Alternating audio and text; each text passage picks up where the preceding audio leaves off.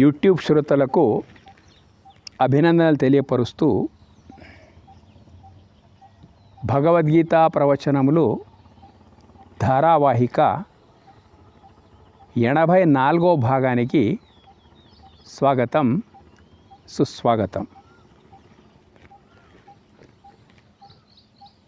ఈరోజు భగవద్గీత 9వ అధ్యాయము రాజవిద్య రాజగుహ్య యోగంలో 23వ శ్లోకం నుండి ప్రారంభిద్దాం. 24వ శ్లోకం నుంచి ప్రారంభిద్దాం. మునుపటి వీడియో లోపల 23వ శ్లోకం వచ్చింది. 24వ శ్లోకం రాజవిద్య రాజగుహ్య యోగం లోపల ఇందులో ఎటువంటి రహస్యాలు ఉన్నాయంటే ఓపెన్ సీక్రెట్స్, అంటే ఏమీ రహస్యం లేదు, బహిరంగ రహస్యం ఉన్నది అన్నట్టు. అది మనకు తెలియనందుకు నీకు కూడా రహస్యం అయిపోయింది. చాలా విషయాలు ఇందు లోపల వచ్చేసినాయి. ఈరోజు 24వ శ్లోకం అహం హి సర్వయజ్ఞానాం భోక్తా చ ప్రభురేవ చ నతు మాం అభిజానంతి తత్వేనా తశ్చవంతితే. నిన్నటి శ్లోకాల లోపల చెప్పినాం కదా,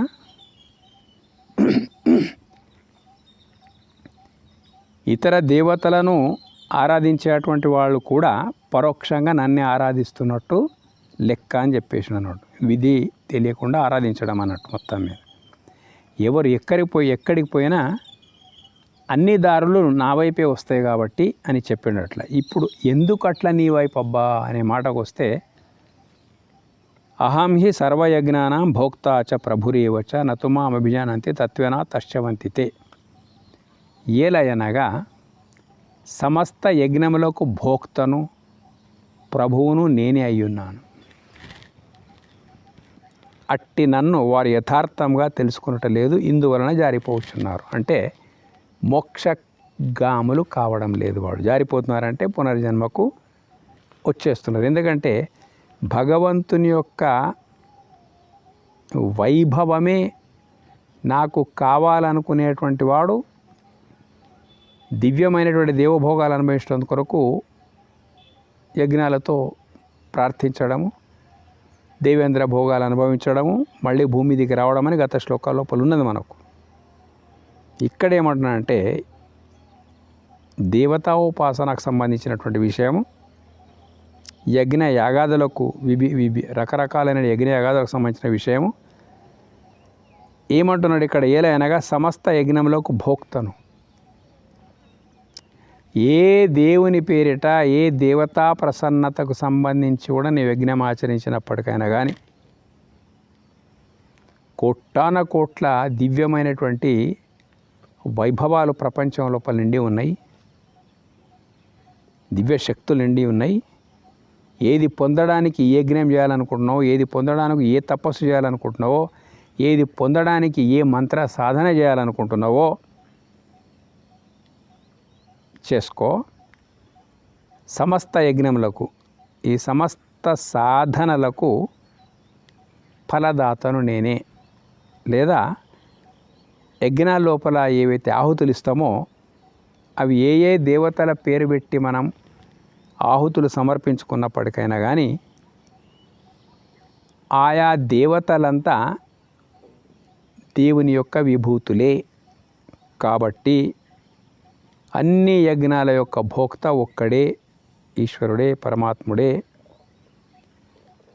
తర్వాత సమస్త దేవతలకు ప్రభువు కూడా ఒక్కడే, నేనే అయి ఉన్నాను అంటున్నాడు అన్నట్టు.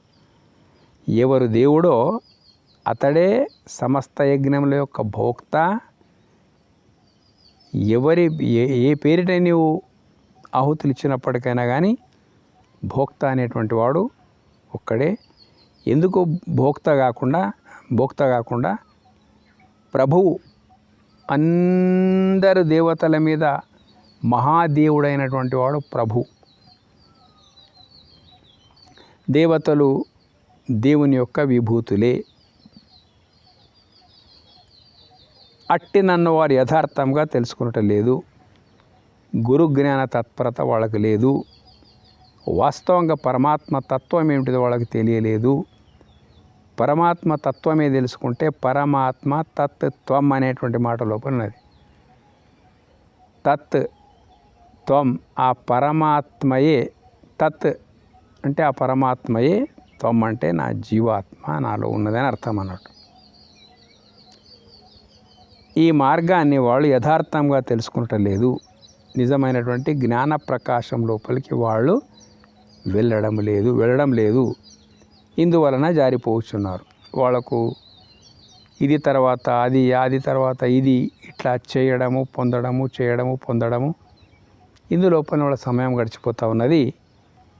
కాబట్టి పరమ పదము నుంచి వాళ్ళు జారిపోతున్నారు అని అర్థం అన్నట్టు. మరి ఎట్లా జారిపోతే అంటే యాంతి దేవ వ్రతాదేవాన్ పితॄన్ యాంతి పితృవ్రతాః భూతాని యాంతి భూతేజ యాంతి మధ్య జినోపిమాం. అంటే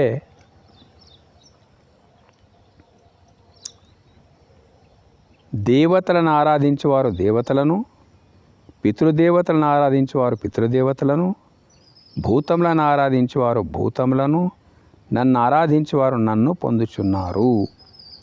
ఎట్లా చూడండి, యద్భావం తద్భవతి. దేవుని యొక్క వైభవాల వైపే, దేవుని యొక్క దివ్య వైభవాల వైపే నీవు ఆకర్షించబడితే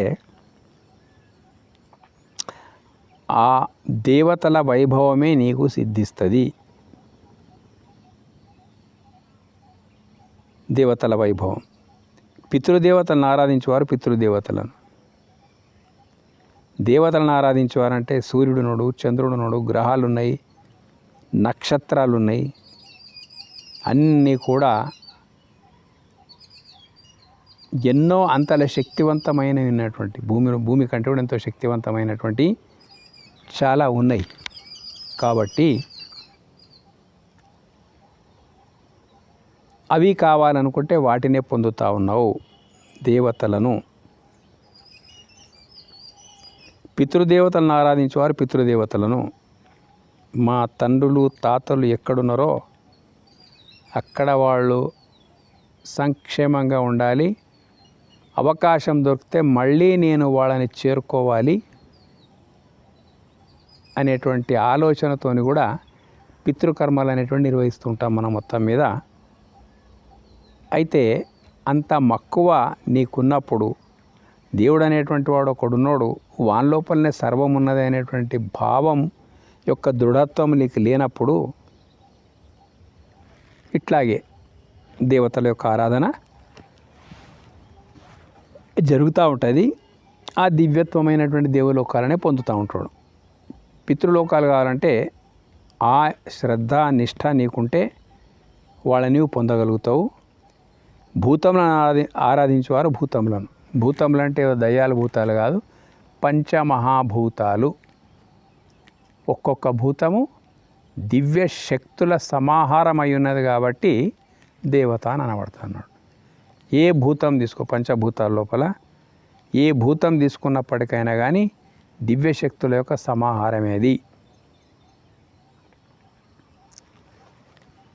కాబట్టి ఏ భూతము ద్వారా ఏది పొందాలని నీవు అనుకుంటున్నావో అది తదేకాగ్ర నిష్ఠత ఉందని సాధించినప్పుడు ఆ భూత శక్తులు ఏవైతే ఉన్నాయో కదా, ఒక రైతు ఉన్నాడు అనుకోండి, భూమిని మాత్రమే నమ్ముకొని సర్వస్వం అనుకున్నాడు, అహోరాత్రులు కృషిస్తూ ఉన్నాడు. అప్పుడు అది ఆ రైతు ఆ భూమిని ఆరాధిస్తున్నట్టే లెక్క.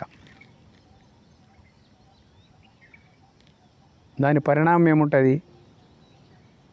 విస్తృతమైనటువంటి పంట పండింది అనుకోండి మొత్తం మీద. ఎవరి అనుగ్రహం అతడికి? ఆ యొక్క భూదేవి యొక్క అనుగ్రహం ఒక్కటేనా? కాదు, రైతుకు. తర్వాత జలదేవత యొక్క అనుగ్రహం. భూమి ఉండి ఉంచితే లాభం లేదు, ఆ ఔషధి శక్తి వికాసం చెందాలంటే అందులోపల ఖచ్చితంగా జలం కూడా అవసరం ఉన్నదన్నట్టు. జలం కూడా ఒక దివ్యమైనటువంటి దేవతనే. ఒక బీజమును అంకురార్పణ అయ్యే విధంగా చేసి ఆ తర్వాత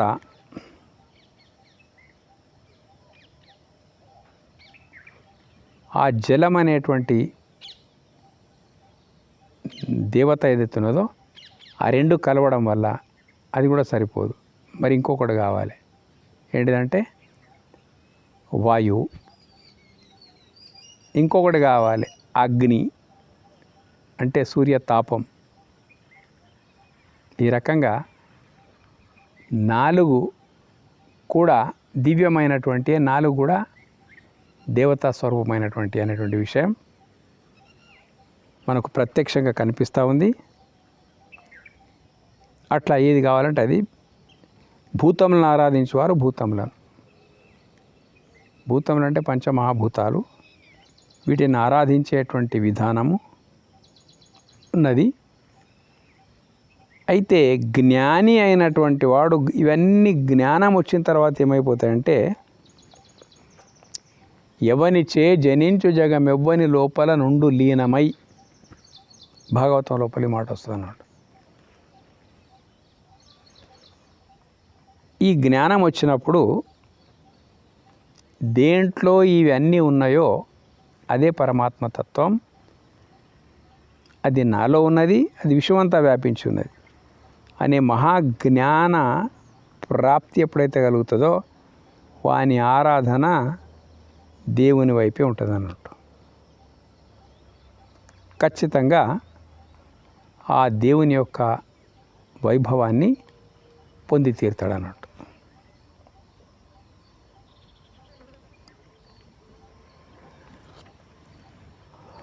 దేవతలను ఆరాధించేవారు దేవతలనే, నన్ను ఆరాధించేవారు నన్నే పొందుతున్నారు. అంటే ఇంకా ఇంతకంటే గొప్ప సాధన లేదు. నన్ను ఆరాధించేవారు నన్నే పొందుతున్నారంటే నిన్ను ఆరాధిస్తే విశ్వాని దేవ అన్నారు. నీకు విశ్వదేవతలందరినీ ఆరాధించినట్టు లెక్క.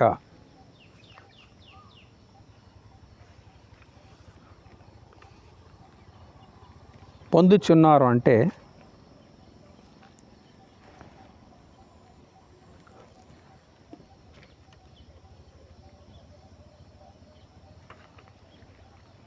పొందేటందు కొరకు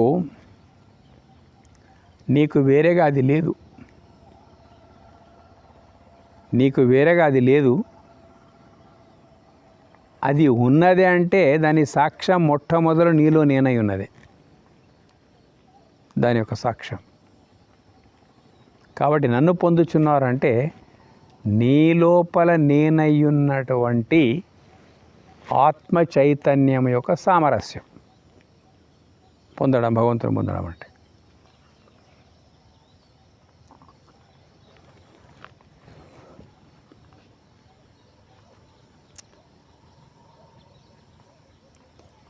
పత్రం పుష్పం ఫలం తోయం యోమే భక్త్యా ప్రయచ్చతి తదహం భక్త్యుపహృతం అశ్నామి ప్రయతాత్మనః.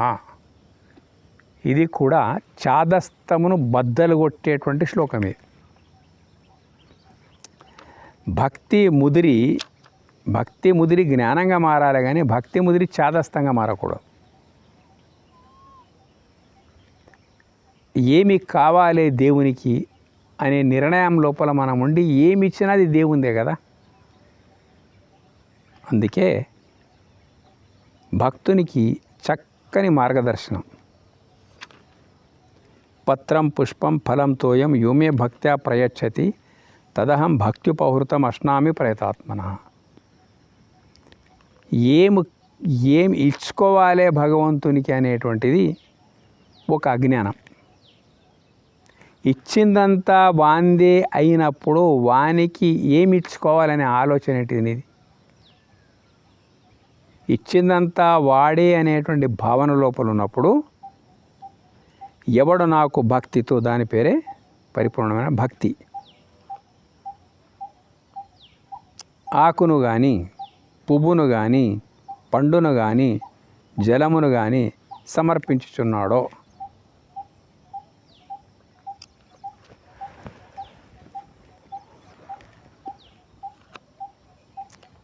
ఇచ్చిందంతా వాడే అయినప్పుడు వానికి ఇవ్వడానికి వాంది కానిదేమున్నది ఇంకా ప్రపంచం లోపల అనే భావం దృఢమైపోవాలి. ఇదే పూర్ణ భక్తిగా మారిపోతుంది. అటువంటి పూర్ణ భక్తి భావములో నీ ఉండి పూజా సమయం లోపల ఆకుండని, పువ్వు ఉండని, ఏదైనా పండు ఉండని, శుద్ధమైన జలం ఉండని, వీటితోనే సమర్పణ అనేటువంటిది సాధ్యం అన్నట్టు. భక్తితో ఈ రకంగా పండు జలము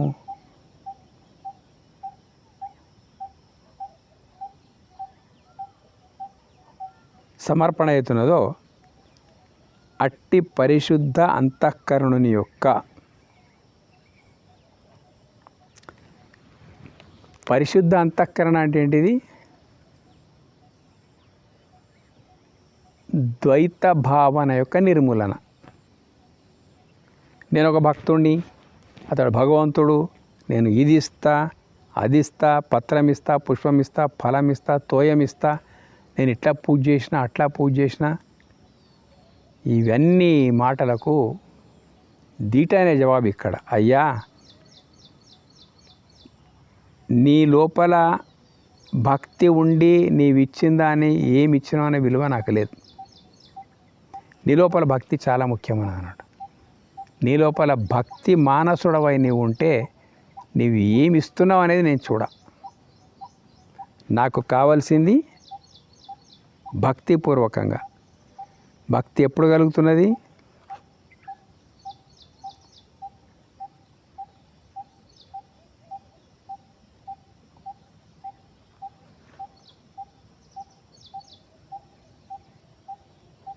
ఈ పరిపూర్ణ భావం వచ్చినప్పుడే భక్తి కలుగుతూ ఉన్నది.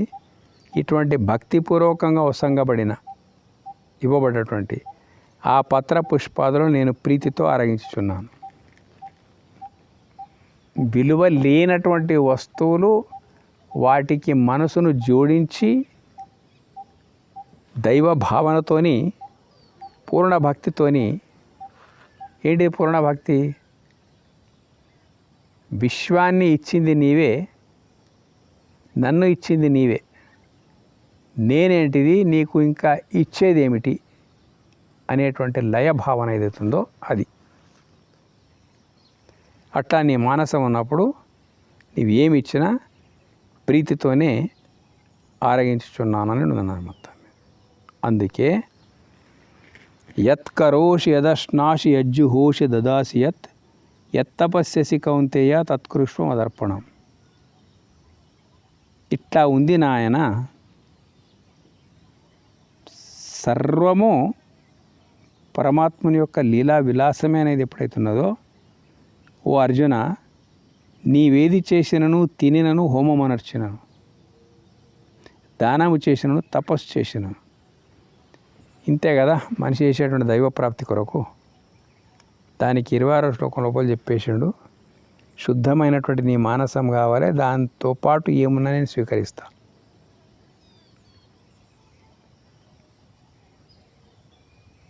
అంటున్నాడు ఈ శ్లోకం లోపల. కాబట్టి నీవేది చేసినను, తినినను, హోమమనర్చినను, దానము చేసినను, తపస్సు చేసినను, దాన్ని నాకు అర్పింపు. ఏంటిది? ఎట్లా అర్పించడం? ఉన్నదంతా నీదే అనేటువంటి సత్యాన్ని దృఢంగా విశ్వసించడమే సమర్పించడం. నాలో నేనయ్యున్నది నీవే, నా ద్వారా గాంచబడుతున్న విశ్వమంతటా శక్తిగా ఉన్నది నీవే. ఈ రెండు కలిపితే సర్వం అయిపోతున్నది. ఈ సర్వము నీవే అయినప్పుడు, ఒకడే అయినప్పుడు భక్తుడు ఏది చేసినను ఏం చేస్తావు? లోపల చైతన్యం ఉన్నంతవరకు ఏం చేస్తావు, లేకపోతే ఏం చేయలేవు. తినినను, ఒక శవం తినదు, సజీవంగా ఉన్న మనిషి తింటాడు అన్నట్టు. హోమమనర్చినను, దేవుని పేరిట ఏమో హోమాలు జరుపుతూ ఉన్నారు. అది కేవలము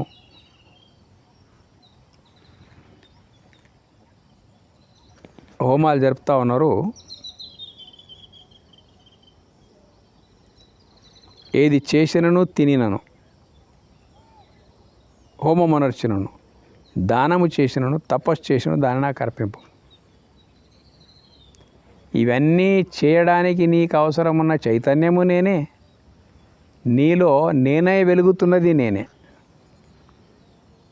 విరాట్ విశ్వమంతా ప్రకాశింపజేస్తున్నది నేనే. ఈ పరిపూర్ణ భావం నీ లోపల ఎప్పుడైతే వచ్చిందో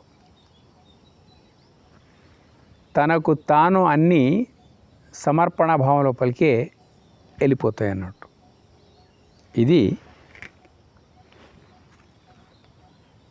ఈ శ్లోకం యొక్క భావం.